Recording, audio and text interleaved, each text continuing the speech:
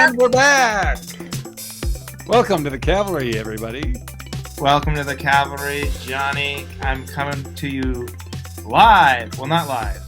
A week late from...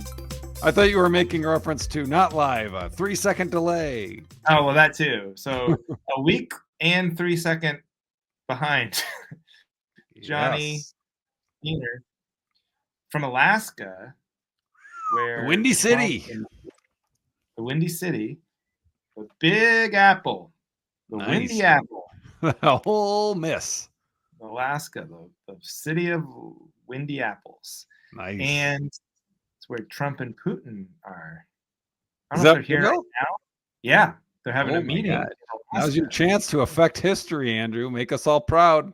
I know. I'm going to try and sell them some crypto. I got a new coin. That's exactly what I meant. Oh, God, yeah. You're near Trump? Sell him some crypto. Cruise ship comic changes the course of history. Yeah. In one fell swoop. Well, I don't think I'll be doing that. I don't even know where in Alaska they're meeting, but I haven't seen them so far. I've been looking around. All right. Keep your eyes peeled. Maybe he'll be a guest appearance. Yeah, I'd have him on. You know? Yeah. Tussle his hair. Maybe he needs backup on something. I wonder. What's going on with you, dude? Not much. I dodged a bullet. Duncan was talking about having 2 kids spend the night, and I put the kibosh on that. No, thank you. How'd you dodge the bullet? I mean, you say you dodged the bullet by just saying no.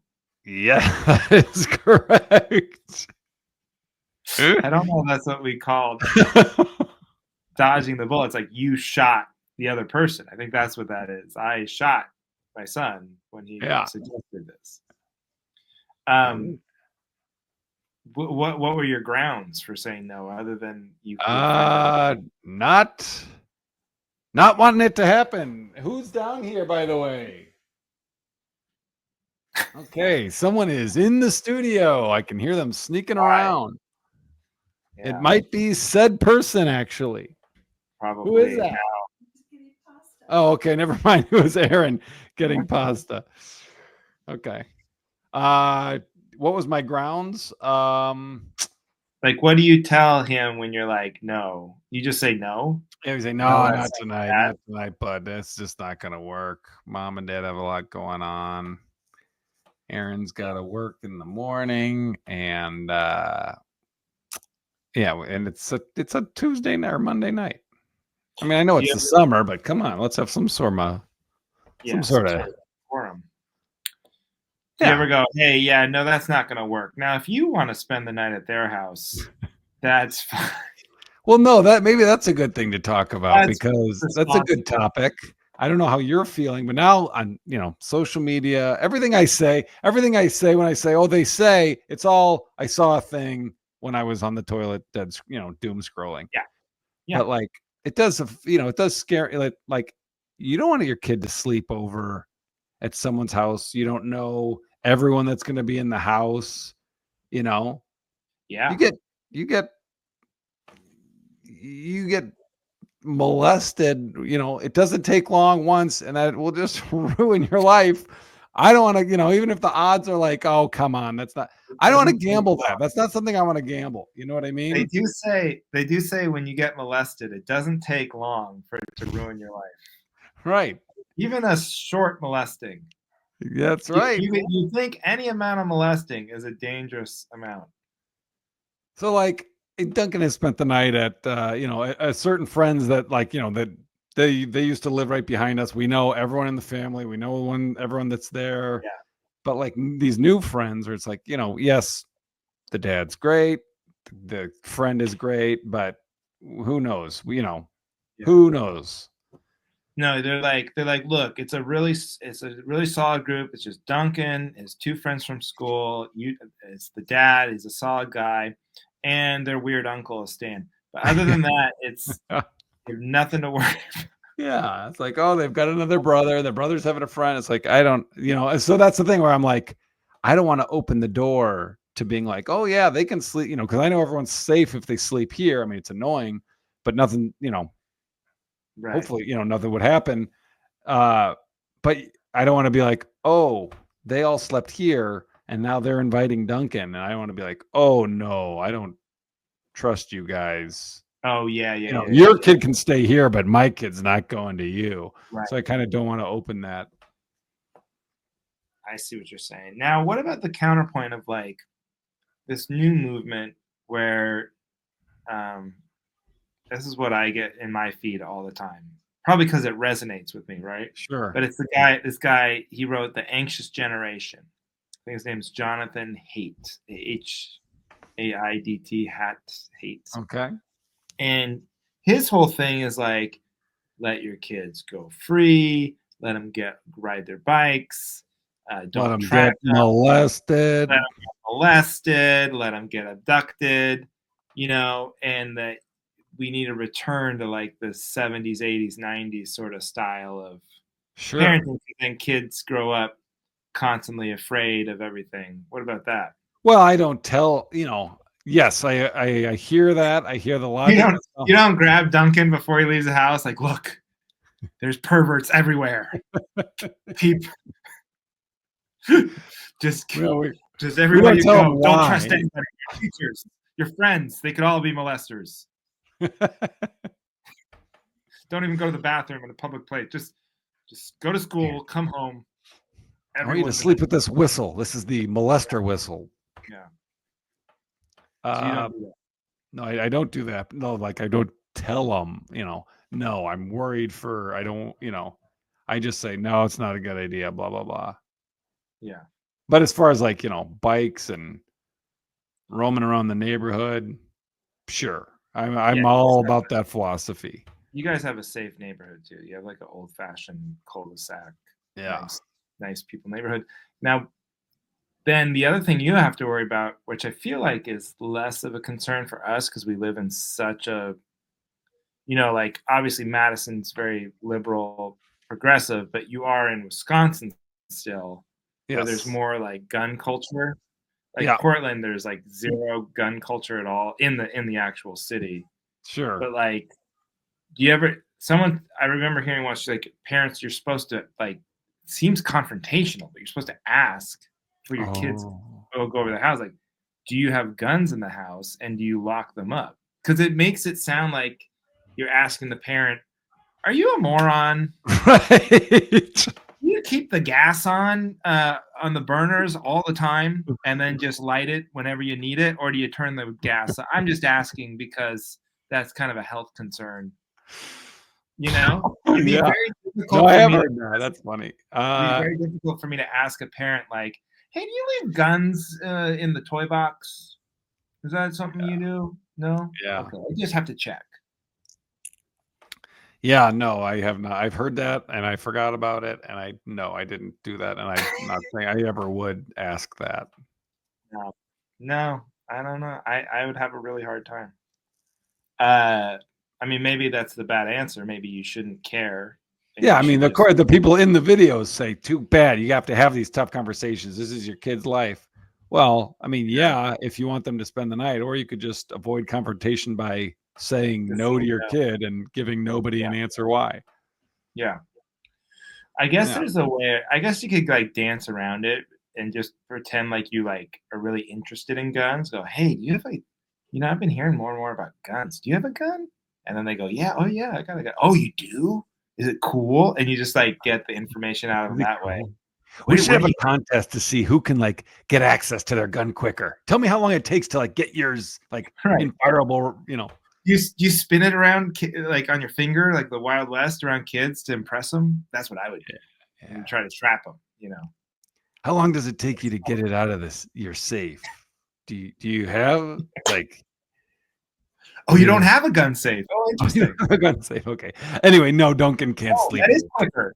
That is quicker to keep it under the bed. That's a good idea. Oh, you keep it under your son's bed because he would never think to look there. Okay, sure. Right. Because if the criminal breaks in, you want your gun kid to have the gun. Yeah. That makes sense. Smart. Now the big craze is the stay late. Oh, you don't have to do sleepover. You can do everything you'll do at a sleepover. And then when everyone's going to bed, that's when we'll come and get you at 11 at night.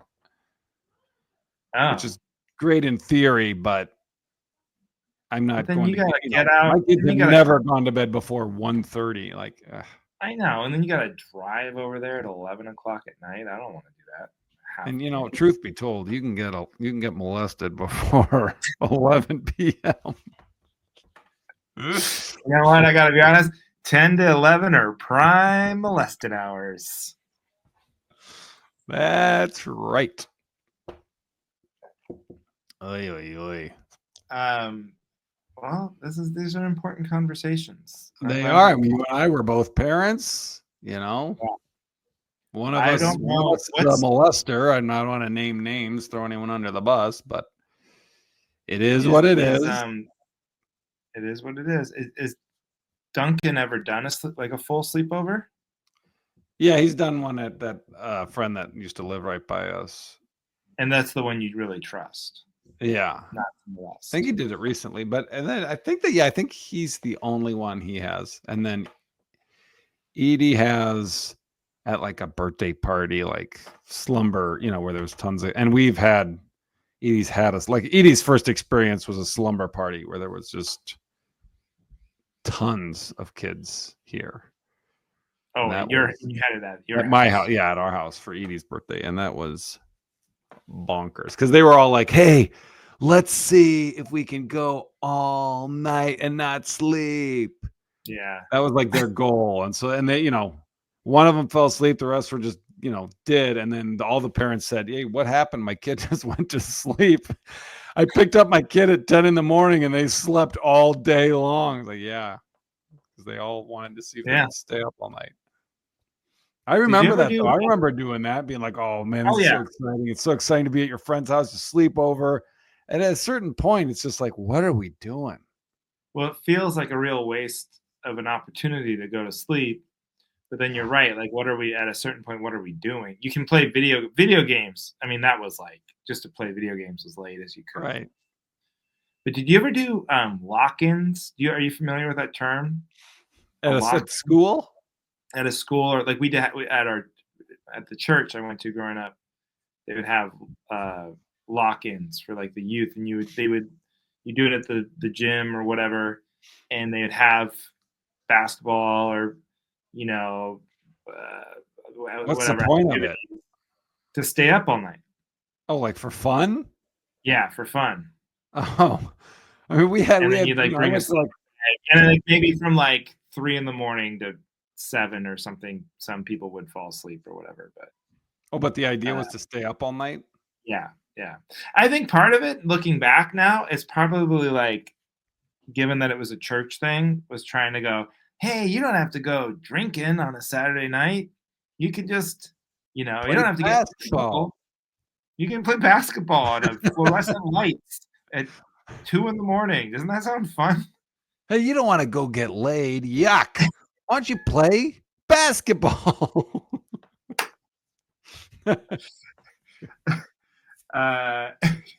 Ooh, gross. Hey, getting a blowjob. Have you ever heard of continuous kickball? That was the big one. Continuous Why would you want to experience the greatest sensation there is in humanity when you can play tic-tac-toe on a chalkboard? Let me think. Blowjob or charades? Blowjob, charades. I think I know which one sounds more fun. Oh no, I did not have that. We had like retreats, but there was like a purpose. It was like, where you write letters to people you love, you stay up and you stay in the school with your retreat leader, and you have like a religious or spiritual opening up. But it wasn't like that reminds me kickball. That reminds me, there was probably some sort of religious element to it, but we would do these things. Did you ever? I should write a bit about this. Reminding me, but Service. You should write a bit about the lock-ins. Yeah.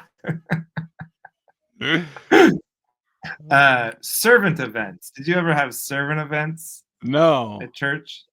Okay, so this was where we would go away. The youth, I think it was like probably when you're in high school or junior high, but did you go to public school or like a Catholic? I went to a Lutheran school K through 8th grade, and then I went to a public high school, which was a real culture shock to go from like a very small 8th grade graduating class of like 30 kids, then going to like a pretty large Seattle public high school. Yeah. I gotta say the dances were a lot different. A lot. I was not. That's what my buddy Sean and I were talking about. Like Concord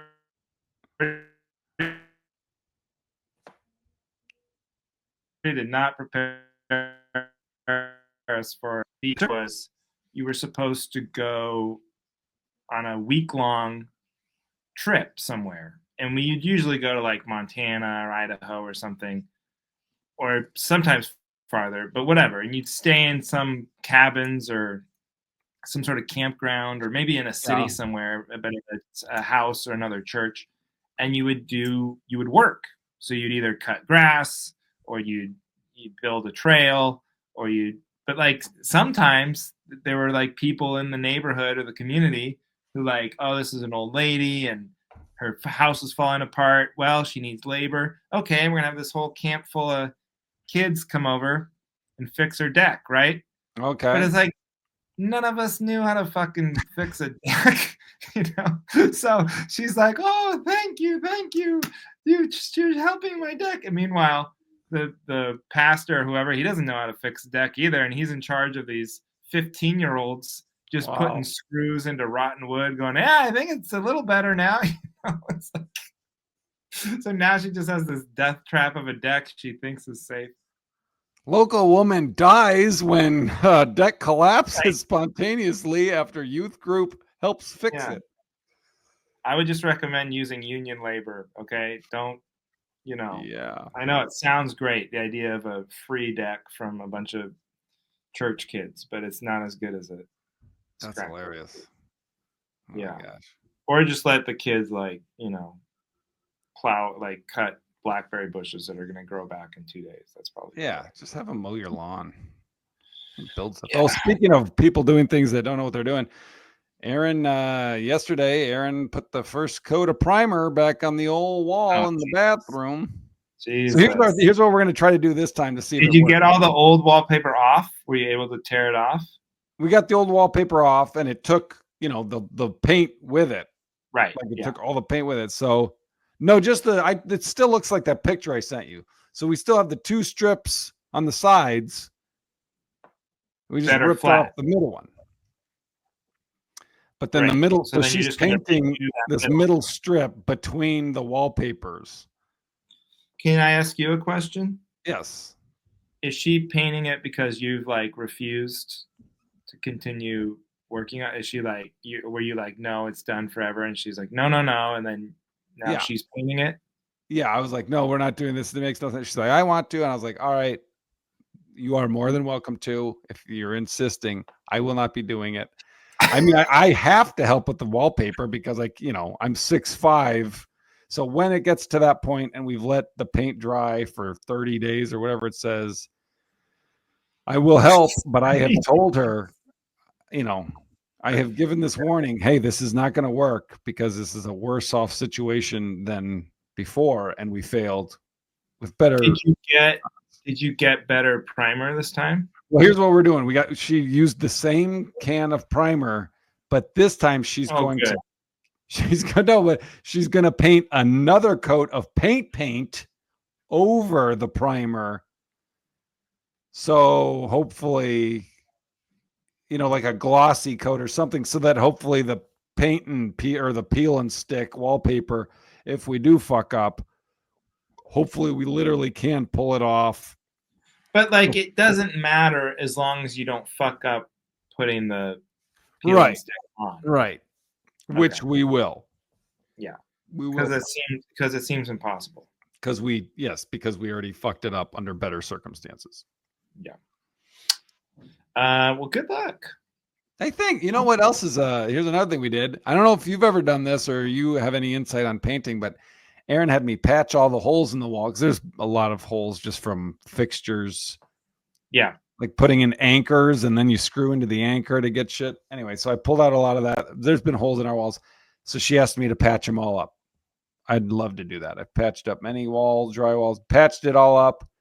And then she, over the weekend, painted all the patchwork. Not a single spot that she painted matches the old paint. So like our house just is full of these little weird, there's a glossy piece with a matte paint. It's just like, so you didn't use the same paint. We did. I think we did. I think we did. She thinks we did. There's no way. Or else you would not. I mean, maybe you could tell a little time, but no, it would not stand out if you used the same. But isn't there something about, like, wasn't it called, there was a painter that came and painted something. He explained it was like flash painting. Like when you paint your ceiling, you can't just paint one spot of it. You have to paint the whole ceiling. Otherwise, even if it's an exact match, because it was painted at a different time, it'll look different. And that happens when they painted around our fixtures. I mean, that's true if you paint like a big square or, a decent amount. But like when you're just painting a patch spot and you're using the same paint, I really don't think you should be able to tell. Well, here's Aaron's theory: is maybe I used a sample and not the can that they used. Yeah, that would definitely make a difference. The sample is like a way different quality than what you end up using. So that I could see for sure. Okay, so maybe that's what happened. Yeah. But I'm like, hey, if that's what happened, okay, we live with a house that has these weird spots. That's fine. We can do that until, in 10 years when we want to repaint. But that doesn't warrant repainting the whole house. And no one has brought that up. I don't even want to say it. You know what I would try before you repaint? What I would try before you repaint the whole house is, even if you have to go to get like another quart of paint or something, try to get the match. Try to get the color and the matte or whatever the shine of the same exact thing that you used the first time, and just try it and see if it doesn't match better. All right, I'll tell her to do that. I just refuse to. Maybe it sounds like I'm an asshole, but I can't, when you say this isn't going to work, this isn't going to work, this isn't going to work 9 times, and then it doesn't work. Yeah. What do I look like if I'm the one that, No, I know. Fixes it? Do you have like when, all right, this happened to me today. If somebody said, like, we have neighbors, right? And they're asking to borrow a wrench. Now, but yes. I'm here. I'm on the ship. Okay. But we're on a group text with my wife, the neighbors. And so Heidi's like, oh, yeah, I think Andrew has one. Andrew, where's the wrench? Could you answer that question in a text where you could just tell someone where to go in your house to get the wrench? Are you saying like via text could you do it, or are you saying because you don't know where it is? Well, I mean, it's probably in one of like 7 places, and it's also probably under a bunch of stuff. And it's like, I can't just say, go to the shed, look to your right. It's on the 3rd shelf in the, Yeah. Do you have your shit organized like that? I have most of it all very unorganized in one box. So I would say fish around in that one spot. See, I need a toolbox. That's what I need. Everybody has a toolbox. That was a either birthday or Christmas present one year. It was a toolbox. You strike me as a guy who is not very excited about that. That was not on my wish list, and I was not. No, it was nice. That was a nice gesture, but you are not making an inaccurate accusation. You're like, you see the tool, you open it up, you see the toolbox, and you're like, oh, I bet there's some Batman DVDs in here or something. And you're like, oh, fuck, it's tools. Are these chocolates? God, it's an actual tool. What am I supposed to do with this bullshit? Yeah. Yeah. Oh, I have so much junk. I have like every kind of nail you can have, and it's not organized. It's just in spots. And I had to I had to fix something that Edie broke their dresser.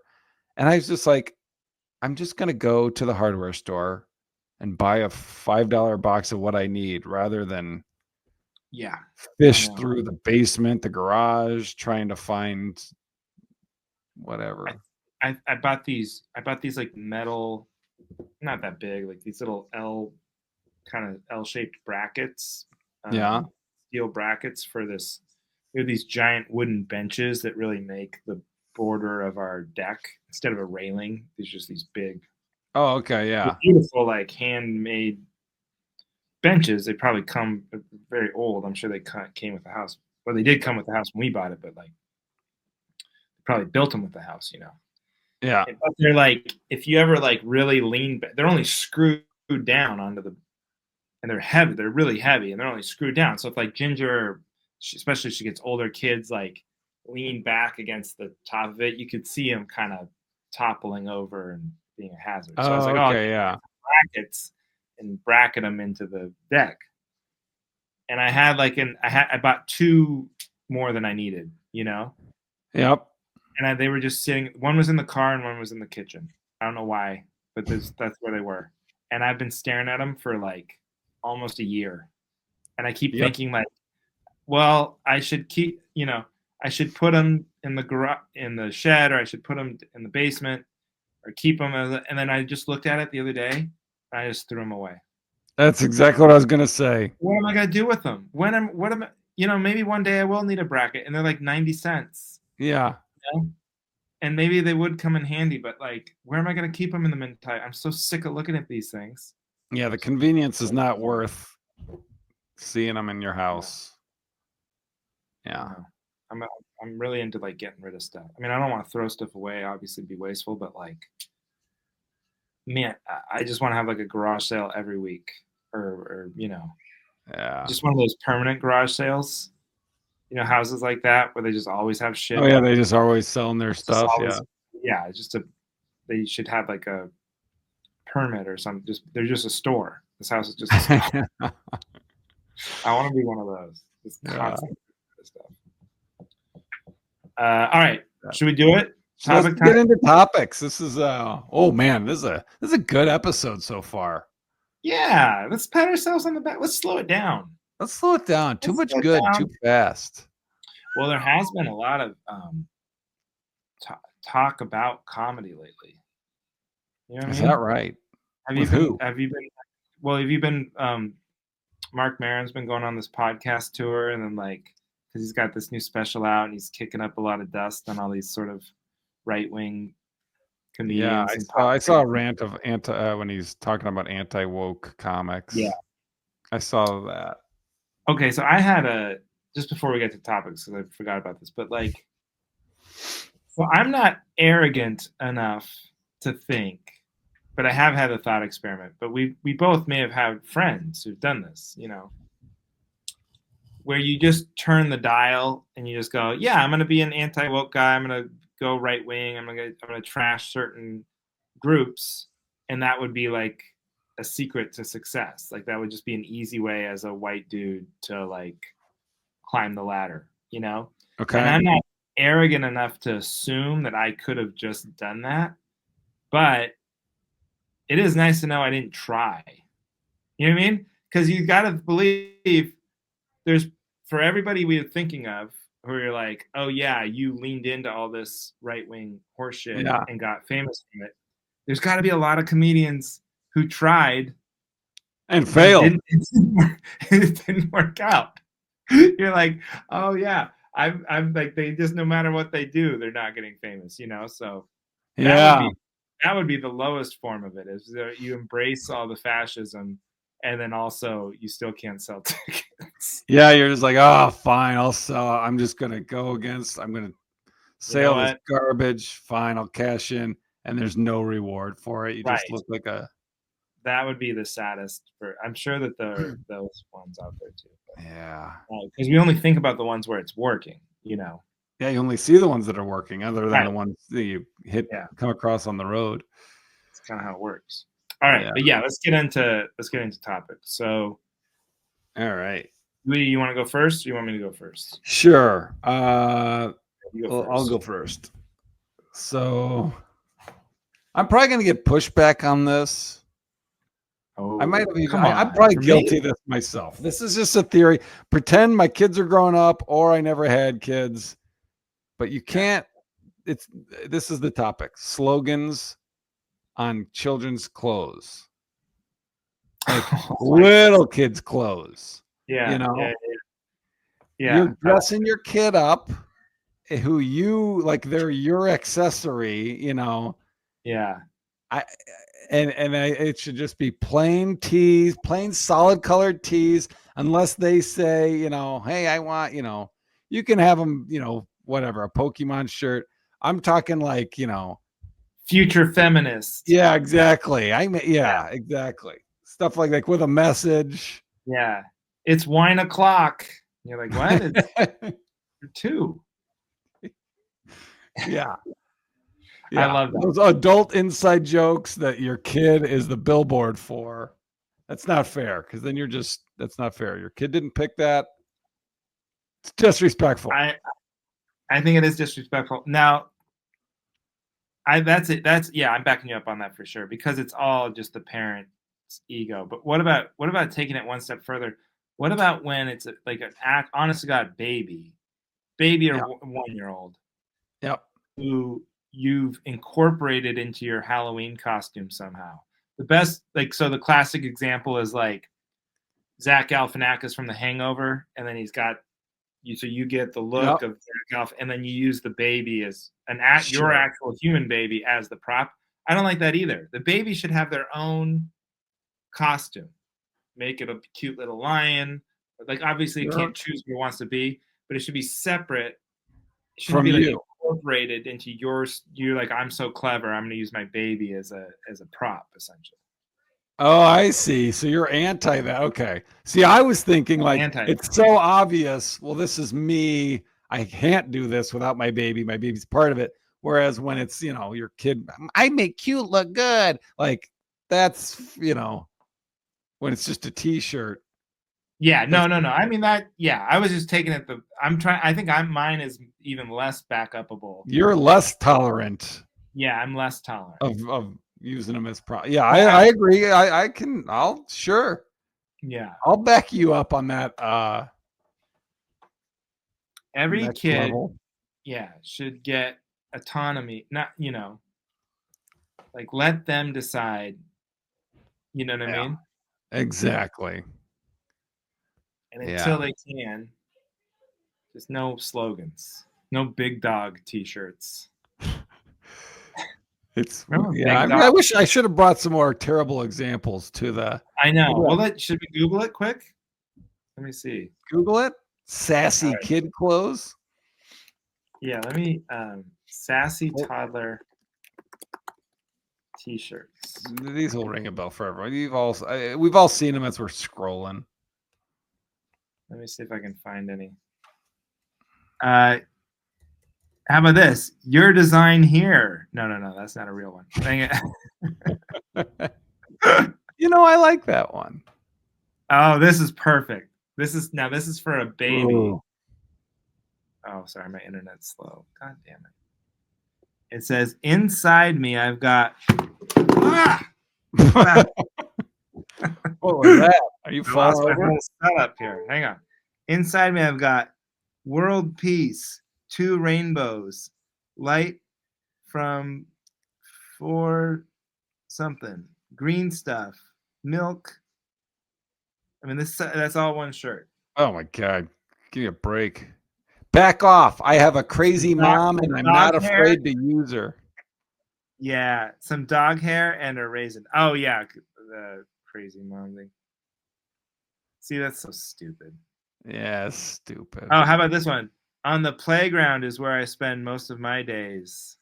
Exactly. That kid doesn't know who fucking Fresh Prince is. You fucking asshole.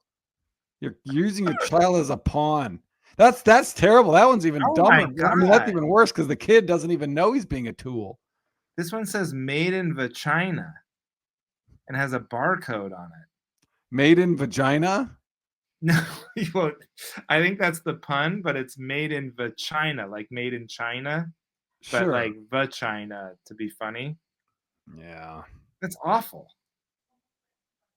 Yeah. And it goes up to 6T. That means you could be making your 6-year-old wear that. Jesus. Yeah, these you are show up to preschool. You're onto something here. You're onto something here. Destroy silence. Oh, Jesus. Cute but feral. Everything I learned, I know from the sassy little street. soul. Made in vagina is very popular. It's popping up a lot. I'm just here for the snacks. Probably thinking about snacks. Uh-oh, I shizzled in my dizzle. Oh, Jesus. Chicks dig me. If there are snacks, there won't be sass. A lot of snacks related. Yeah. I hate them all. Yeah, if your kid can't read, you can't put slogans on their shirt. That's the rule. When they can read, they can wear it. Yeah. Now, where do you sit with this one? It's a cartoon cow. We're sort of skirting the line here. It's a cartoon cow, and it says, "Not in the mood." Well, that makes me laugh. You know what? Every once in a while, they're gonna hit. I mean, I still like go. You know what just occurred to me? I'm guilty of this. What? I bought Ginger a shirt, and she wears it sometimes, and it's got a bear on it. It's from Alaska, and it says, "Do you know what I'm saying?" Like Juneau, Alaska. Oh, sure. It says, "Do you know what I'm saying?" Okay. Or "Do you know what I'm talking about?" Something like that. So I'm violating it right now. That's, you know what? We're the hosts of this podcast. We can do that. Yeah, and we're not perfect. We're not going to live by our own rules. 100%. How about watch your language, asshole? I'm a baby. Is that a real one? Yeah. Yeah, we should. This would be great merch. Is if you just wrote some really horrible ones and sold them as onesies or whatever. Yeah, that's what I'm gonna do. Instead of leaning right, I'm gonna lean hack. Lean hack. Yeah.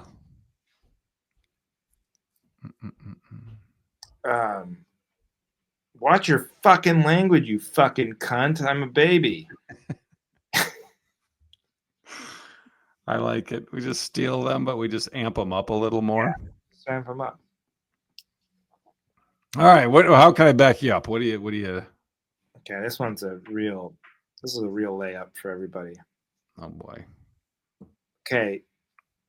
If you have a code for the bathroom, like if I go to a grocery store or a coffee shop and it requires a code, the bathroom should be cleaner than the average public restroom. If you're going to go to the lengths of locking it, making it a secret club that you need to have a password to enter, there should be some reward for that, for me. Because otherwise, if you've got like shit everywhere and the garbage is overflowing and my feet are sticking, then just make it open. Then what are we doing? Why lock it up? That's a good point. What are you keeping the general public out of there for if it's a dump? You know, that happened to me. I went to this grocery store. Bathrooms typically can be rough for whatever reason. They had a code on a grocery store bathroom? And a code on the grocery store bathroom. And it's Portland. So, but like, fine, put the code on the bathroom, but then take a little pride in what the bathroom looks like. You know? I agree. And this is easy. That's like when you're at the airport and you show your card to get into the Delta Lounge, and then there's shit all over the walls and piss on the floor. Right, exactly. What would be the point? By the way, now the lounges, airport lounges, they do it right. Airport lounge bathrooms are usually immaculate because that's like they know that's part of it, you know? Yeah. Okay. So take the cue. There you go. Lock it up, what's the point of locking something up if it's going to be shitty inside? You know what I mean? Exactly. That is it. That was a layup. That was a layup. Too easy. I love it. All right. Well, this is like going too well with the Wi-Fi and everything, so I feel like we should just stay ahead of it and wrap it up. Yeah, let's wrap it up and let's. Where are you going to be? You got your dates? It's the same ones I've been saying, but it's let's see, Stir Crazy Comedy Club. It's the one in Phoenix, September 5th and 6th, Friday, Saturday. It's like Glendale, Arizona, near where the Cardinals play. Come on out to Stir Crazy Comedy Club if you're in the Phoenix area.